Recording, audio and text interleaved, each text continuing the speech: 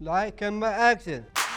My name is Taylor Wiginton, and I am the director of this movie, and I like to make movies, and why I wanted to become a documentary movie director is because I just want to help people just to have confidence in themselves, just to tell people I can do those things, but I just need some help.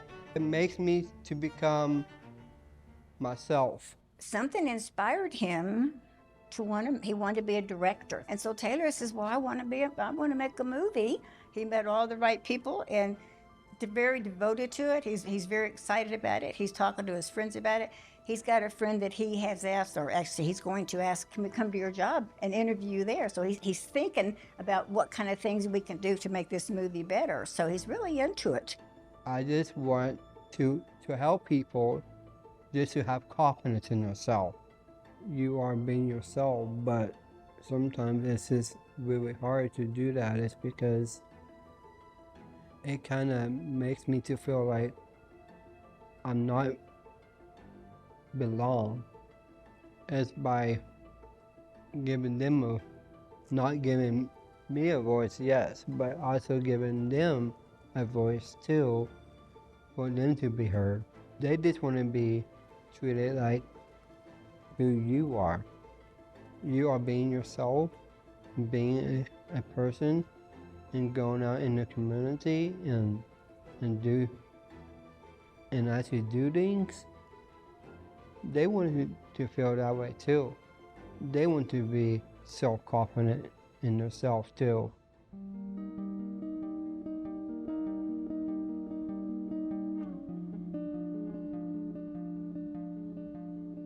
My name is Kelly Jackson, and this is Ken Jones. We live together. Ken's pretty independent, so it's more like he's my roommate. Here's my Elvis costume right there. He makes friends wherever he goes, and so he knows our neighbors, or at least they know him. We go to the grocery store, and he has people coming up to him to say hello, and they recognize him from work or from different things in the community. He's a pretty popular guy. Oh yeah. You can lean it this. Yeah, there you go. It's like this. I'm the legend in the city.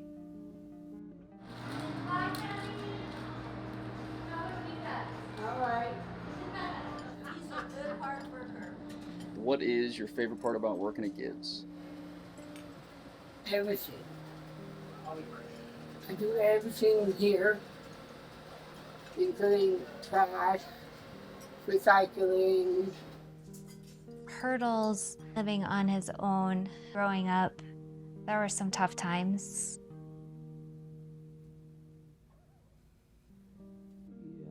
Yeah. Thank goodness he's got a good sense of humor. And we went to school sometimes together. We were in different schools at other times. And I remember, this is a hard one. Someone had kicked him in the stomach. And as his older sister, I was ready to find out who that was and try to go do something about it. I don't know what, but Ken said, "Oh, it's okay. They just don't know that I'm special, and that they just don't know." Like, he made it that it was their problem, not his problem. And he's always been forgiving and just one of the kindest people. And so I know that he's had people interact with him on the bus who maybe haven't been as kind as he is, and he is able to brush it off and just keep going and use his sense of humor to get through a lot of those things. Yeah, thanks, Ken. Yeah, thank you. It seems like his primary focus is to make people feel good and that inspires me. He is able to make people laugh even when they're crying, and he's very kind, and he's just a genuinely kind person. Ken does a great job, like you said, of communicating and letting people know what he needs or what he's thinking, and having the patience to just be around him and listen. He tells great jokes and has a great sense of humor. So I think that people get so busy and don't slow down or take the time to maybe listen to each other. And so I'd say that would be my biggest thing, is just having some patience and listening. I've learned a lot from Ken, and I feel extremely lucky to be able to live together and to have him as my brother. Yep. I have a mom who helps me to become a responsible adult. My name's Maggie Baldwin. I'm Taylor's mom. I'm his best friend, his support person, his taxi driver. He's taught him how to cook. We're just good people together. Taylor's very independent, energetic, and just wants to learn. The other day, he was talking about something, and he used the word racism, and in the context of what he was saying, the word should have been discrimination. And so we talked about the difference of racism and discrimination. So he always wants to learn what's out there. He wants to be a smarter person. He wants to be able to have more intelligent conversations.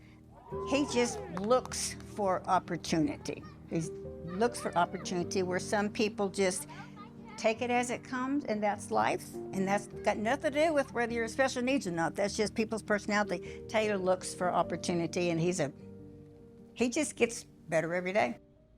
My mom she is always the person who I go to the most.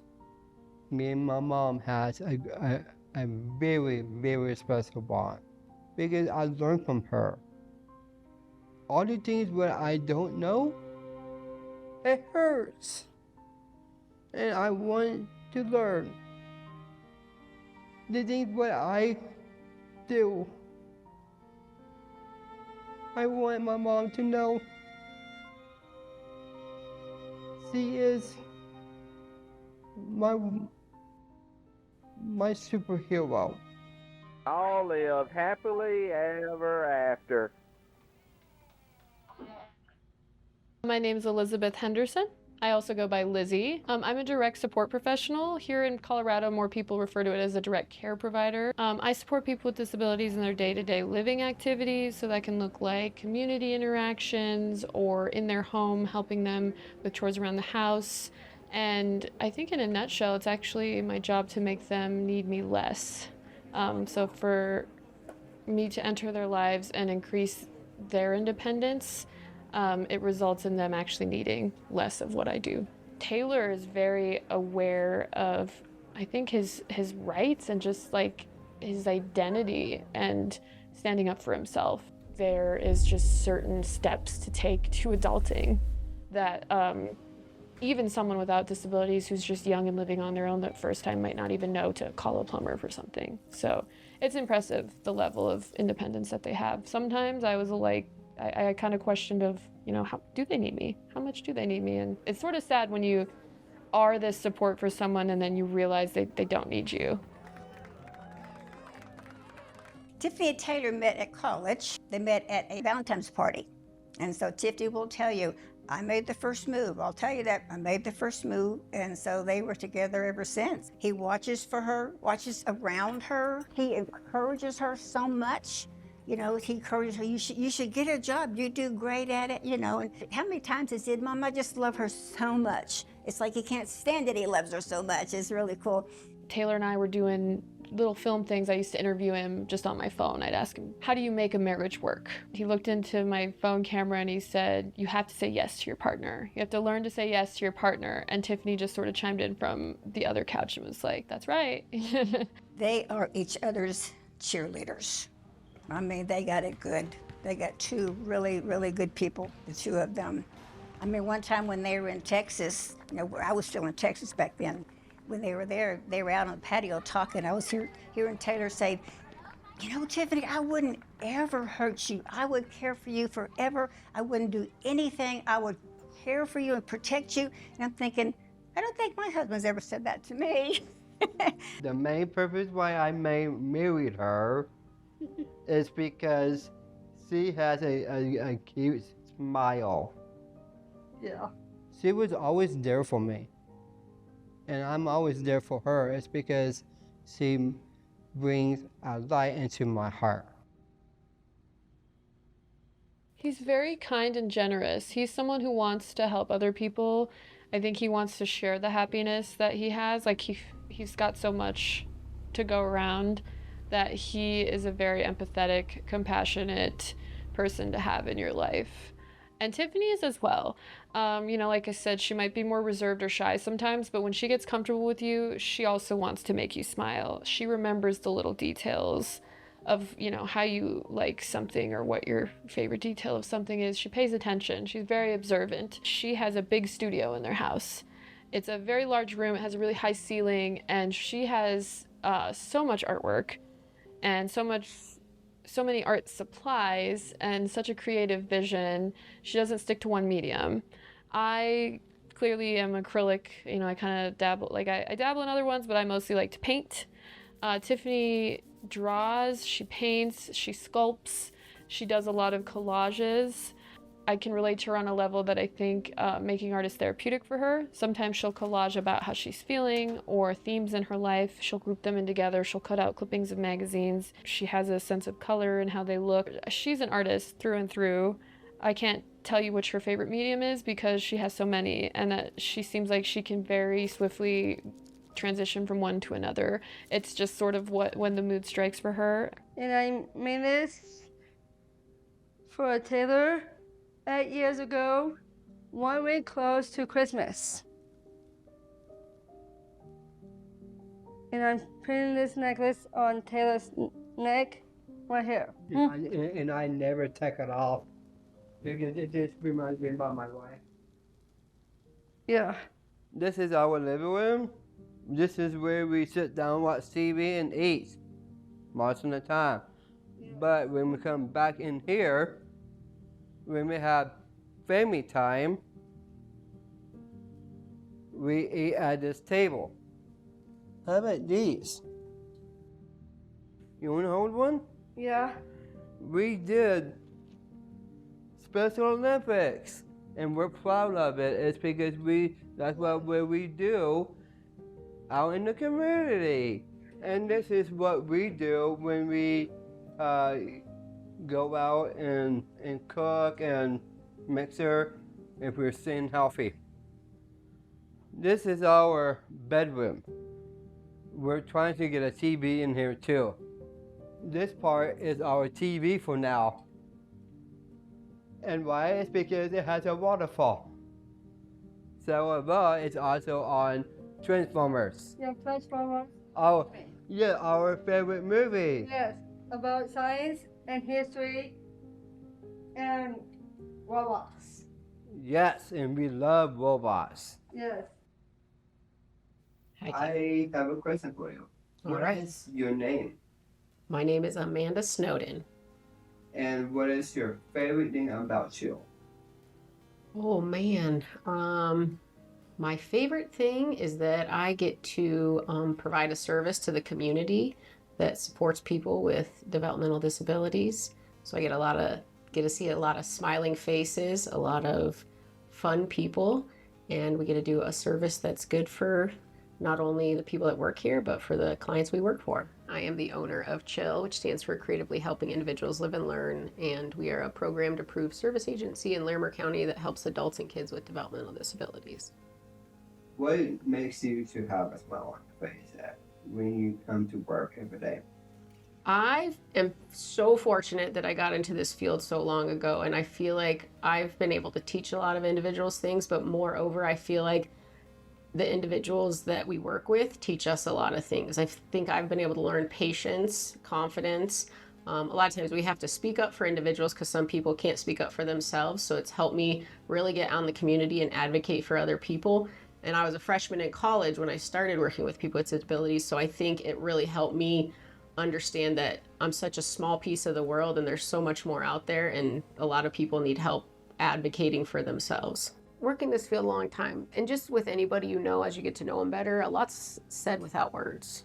So a lot of individuals we work with, they don't articulate well or they don't speak. And so I think whether it's a nervous thing or actually a physical thing that they don't have a certain ability to talk, I do feel like you can sense a lot with body language. They say, I mean, just anybody, you can tell without anybody saying anything if their body language is upset or frustrated. So I think it's really teaching our staff how to be keen to those cues. Ask them if they want help first. So a lot of people want to help first, and that's a big thing. Part of our training is, hey, are you okay if I help you? Hey, are you okay if I give you a high five?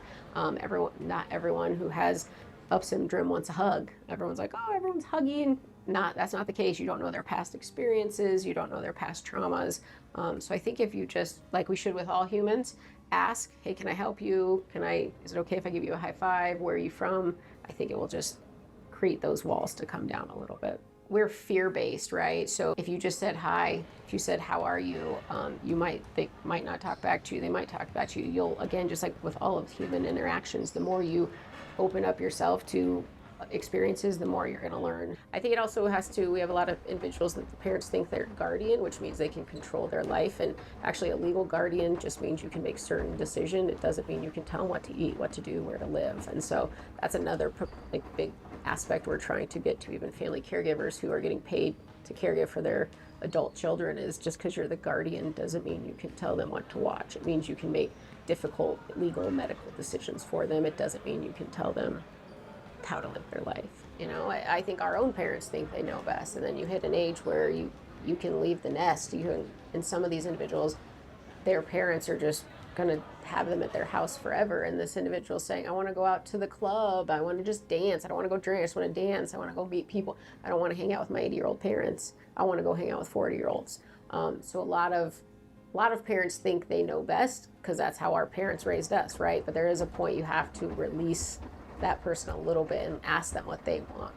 And so I think people get complacent and they get stuck in these routines, and they think that's what the individual wants is the routine. And it's, if you really take off the blinders and ask your child what they want, it wouldn't be what's happening. A really good phrase is called the dignity of risk. When you are supporting someone, your instincts are going to be to keep them safe and to keep them healthy.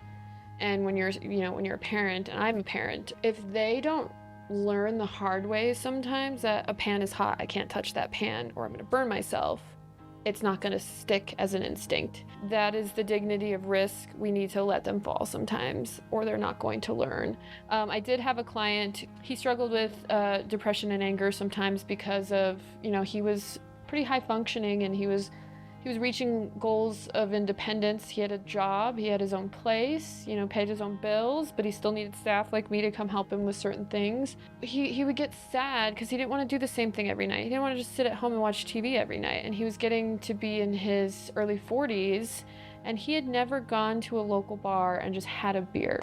And that became like a thing that he wanted to do. You get distracted, the image gets a little cloudy of like, I need to keep them safe, I need to help them make healthy choices, like alcohol's bad for you. People forget that these are adults too, and that they're not kids or teenagers. So yeah, he did decide that he sort of didn't really like how alcohol felt for him, but he really liked how a bar was. Like, he liked playing pool with people and, watching a game there versus at his house alone. So he would just he started drinking NA beer, or he would just get a pop. But he liked, he became a regular. Out of context, maybe that sounds like, oh, you helped him become a regular of a local bar. Like, that sounds like you're not doing your job right. But it actually, he needed social capital. So the dignity of risk in this line of work is really important, of knowing when to let them decide to do something that's maybe dangerous, take a risk, and then learn from it, because that is just a natural part of being a human. Okay, I'm Angie, and that's Zach, and I am Zach's mom. I heard you had a brother, is that right? Yes. What's his what's his favorite hobbies when you are with your brother? He play college football. My brother and me have good bond together. I play football at high school for 5 years. I'm good at it. I'm good quarterback, good running receiver, good at running back goal. He's lucky. He has a good older brother, and it is a good relationship. Always has been. Nice. Huh. He really is striving to have a job, live on his own, even though I would be very sad and very lonely, and so would our dog. But that's his aspiration. I guess I would agree that you do have to let them fall and brush them off and start over and not be, I was a worrywart, like probably the first half of Zachary's life. I was let's wrap him in bubble wrap and we're not going to do all this. That didn't work. I feel that I maybe delayed him a little in the beginning because I was worried about pushing him. I don't know. It pushed my boundaries, which I guess maybe pushed his boundaries because, I don't know, it was always every day you learn something new. Every day you really had to think about, was this in his best interest? Being a mom to someone who has maybe not typical abilities, you learn to reach out and make a network of those people who have already walked the walk or who have went to school to walk the walk. And I learned, I can't thank them enough for all I learned. Realistic goals would be that he does live on his own and has some kind of job. My goal is that he always has a community of friends and staff and teachers and people, church, all those kind of things that he always has those resources and those people around. So my goal is a very vague goal. I don't have, like, he wants to be the GOAT, which we have watched way too many Tom Brady football games, but maybe just a little. That's good. I don't know. I just hope that he loves every minute of it, whatever time we're all given, that his life is enjoyable and he's happy as he always has been. Right? Yes. Yeah. And if you get to go some Bronco games along the way, that's even better. A really good friend. She just lived to, help her kid. She did things for him. She entertained him. She, took him places, and that's great. She had a lot of fun doing that. And of course, he did too, but he didn't know that there are, other people out there to have fun with. I can be a good parent and I can feel his needs and do what needs to be done, but then I have to realize I didn't know where to let go. I know that he's capable. He showed me to be capable, but if I step away now, he may fall, he may not be able to do it. So that's the hard part, is just stepping away and see if they've learned what you think they've learned, if you've taught them that.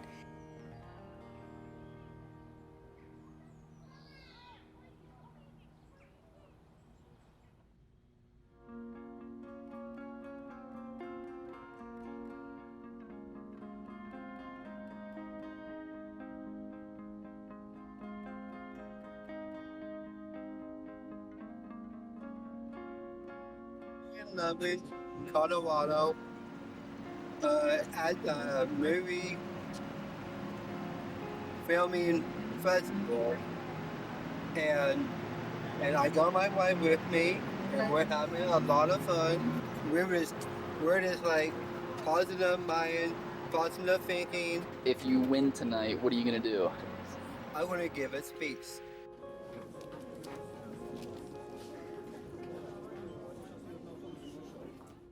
This film, all of our staff resoundingly was like, this is it. So I want to give a big shout out to, let me grab it, to Taylor Wiginton.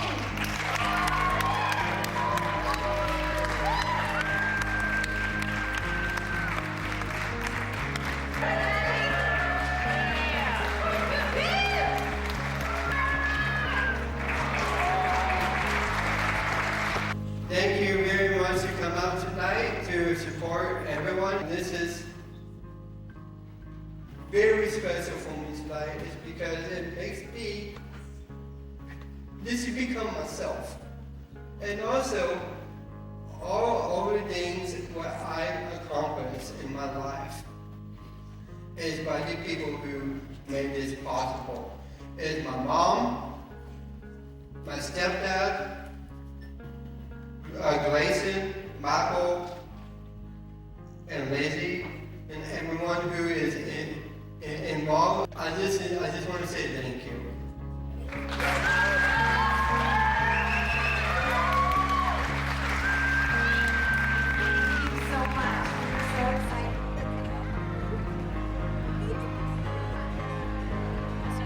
I'd like to shake both of your hands.